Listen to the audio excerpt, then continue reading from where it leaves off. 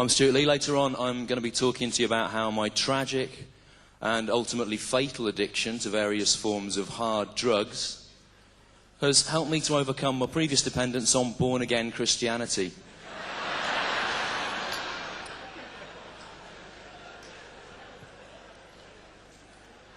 And it is nice to be here in your bilingual French-speaking city.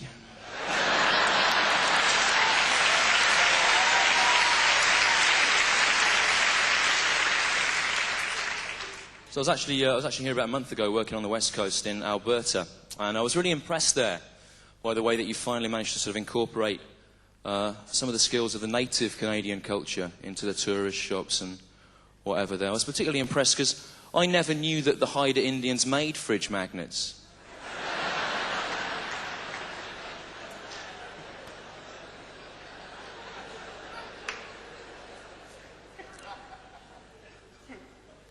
But I always feel a bit ashamed travelling abroad being British because it's a quite useless country in many ways. We've achieved nothing of any value since the war when we helped to liberate France, and that of course seems of questionable worth in retrospect. But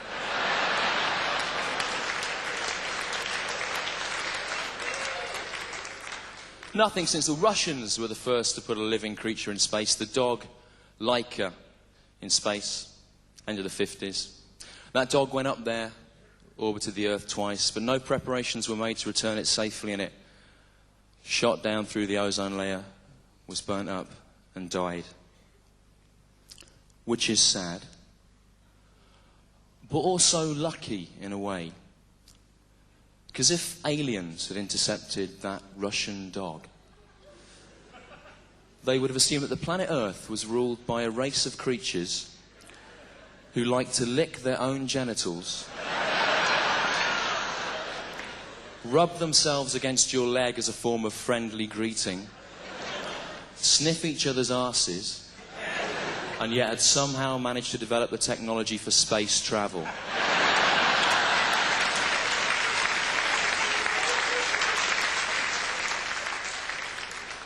And the Americans were the first to put a man on the moon, 1969. American crew went up there, they all returned safely. The mission was a success with no loss of human life. Which is sad, but we're lucky in a way, because if aliens had intercepted Americans,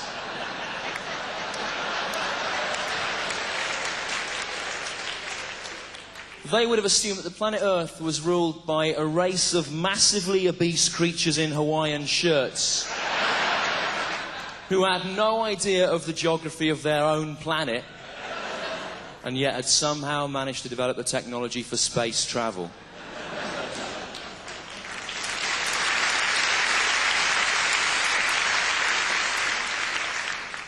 And John Denver, of course, died last year. What a lot of people don't know about John Denver, he was a massive fan of flight generally, and of space flight as well. And at the time of his death, John Denver was actually negotiating with the Russian Space Authority for what they would charge him to actually send him into space and put him on the Mir space station. That is true. But John Denver, of course, tragically died before he was able to fulfill that dream. Which is sad.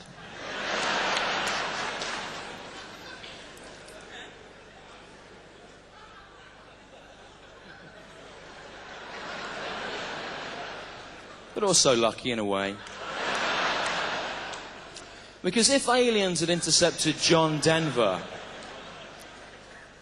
they would assume that the planet Earth was ruled by a race of well-meaning but ultimately bland entertainers who deserved to die. And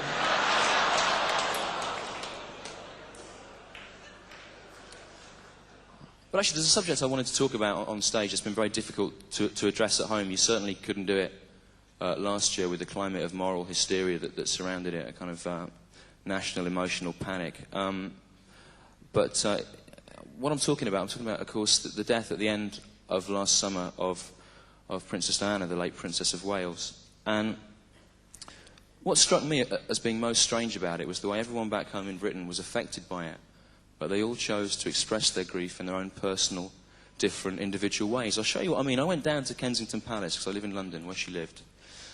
Went down there about 2 days before the funeral. And outside there at the gates, in amongst all the floral tributes and the wreaths, and bunches of flowers and little handwritten messages of goodwill and condolence cards and little pictures little kids had done. In amongst all that, I quite honestly saw, and this is true, I saw a life-size inflatable model of E.T.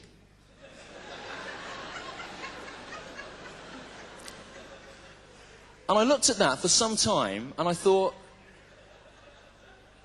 who thought that that was appropriate?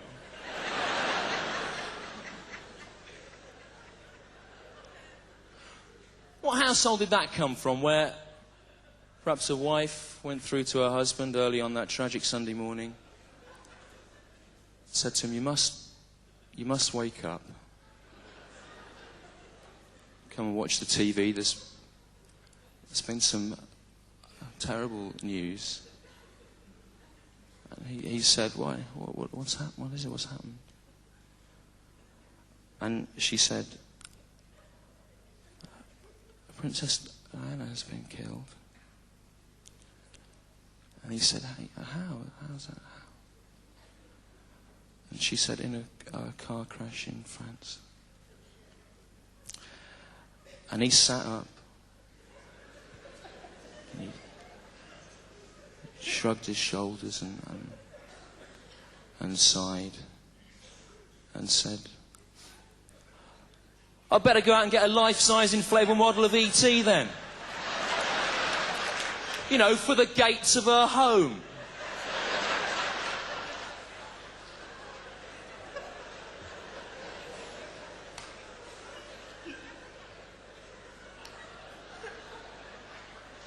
We don't want to be the only people who don't put one there.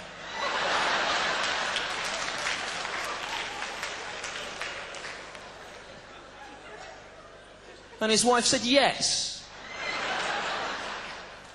And you'd best hurry, there'll be a rush on those now.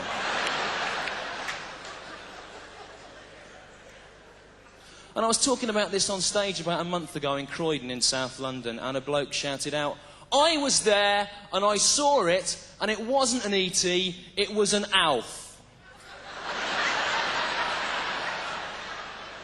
Now, I know what I saw. What I saw was an E.T. I'm not saying there wasn't an Alf there. Maybe there was.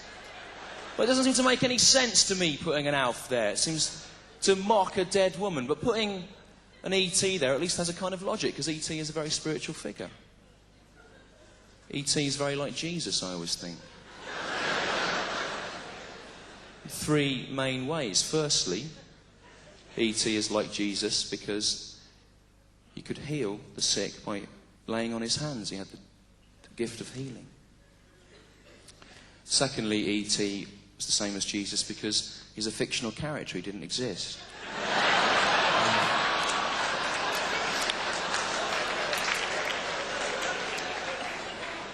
Thirdly, of course, E.T. is the same as Jesus because he thought it was his duty to consort with whores and prostitutes. Now, that bit isn't in the film, admittedly. But there is a director's cut I would urge you to seek out, with some amazing animatronic fingerwork in those extra scenes. I've been Stewart Lee. Thanks a lot for praying with us. Cheers.